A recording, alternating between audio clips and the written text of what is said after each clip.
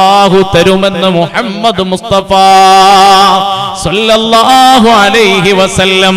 ദുനിയാവ് മനസ്സിൽ മോഹിച്ചുകൊണ്ട് രാവിലെ ഉണർന്ന് ജീവിതത്തിന്റെ വഴികളുമായി നെട്ടോട്ടമോടിയാൽ അല്ലാഹു നമുക്ക് തരുന്ന മൂന്നാമത്തെ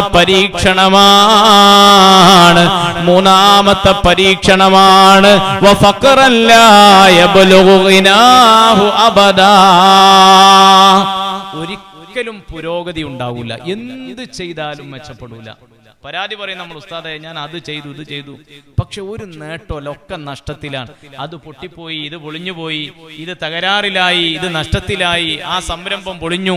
അങ്ങനെയൊക്കെ നമ്മൾ പരാതി പറഞ്ഞുകൊണ്ടേയിരിക്കും. നമ്മുടെ കയ്യിൽ ഒന്നും നിൽക്കുന്നില്ല, ദാരിദ്ര്യം തീരുന്നേയില്ല. എന്നാലോ നമുക്കിഷ്ടം പോലെ കിട്ടുന്നുമുണ്ട്, പക്ഷേ ഒന്നിനും തികയുന്നില്ല. അതാണ് ആ വിധത്തിലുള്ള ദാരിദ്ര്യം തന്നുകൊണ്ട് അള്ളാഹു പരീക്ഷിക്കുന്നതാണ്.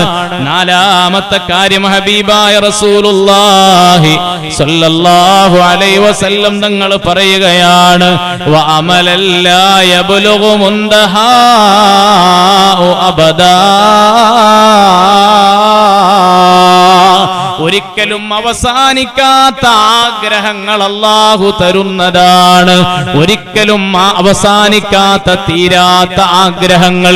ഒന്ന് കിട്ടുമ്പോഴേക്ക് അടുത്ത ആഗ്രഹം വരും, അത് ലഭിച്ചാൽ അടുത്ത ആഗ്രഹം വരും, ലഭിച്ചാലും ലഭിച്ചില്ലെങ്കിലും ആഗ്രഹങ്ങളുടെ പിന്നാലെ പോയിട്ട് അവസാനം ആയുസ് തീരുമ്പോ നമ്മൾ പറയും, റബ്ബി ലൗലാ അഖർതനി ഇലാ അജലിൻ ഖരീബ്.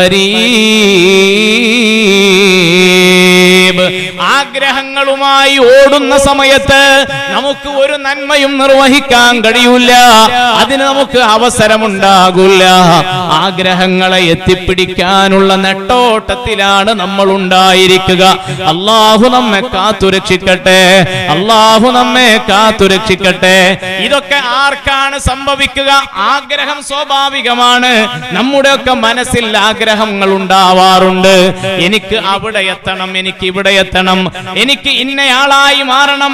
ആഗ്രഹം വേണം, അത് ആവശ്യമാണ്. പക്ഷേ ആർക്കാണ് തീരാത്ത ആഗ്രഹം കൊണ്ട് അല്ലാഹു പരീക്ഷിക്കുക? അത് ദുനിയാവിന് വേണ്ടി ജീവിതം മുഴിഞ്ഞു വെക്കുമ്പോഴാണ്. വമാ ഹാദിഹിൽ ഹയാത്തുദ് ദുനിയാ ഇല്ലാ ലഅബുൻ വലഹു. അല്ലാഹു വിശുദ്ധമായ ഖുർആനിലൂടെ നമ്മെ ഓർമ്മപ്പെടുത്തുന്നത്, ഈ ദുനിയാവിന്റെ മുകളിലുള്ളതൊരു കളിതമാശയായിട്ട് കാണണം. കളിക്കളം വിട്ട് നിങ്ങൾ വീട്ടിലേക്ക് തിരിച്ചു പോകേണ്ടവരാണ്.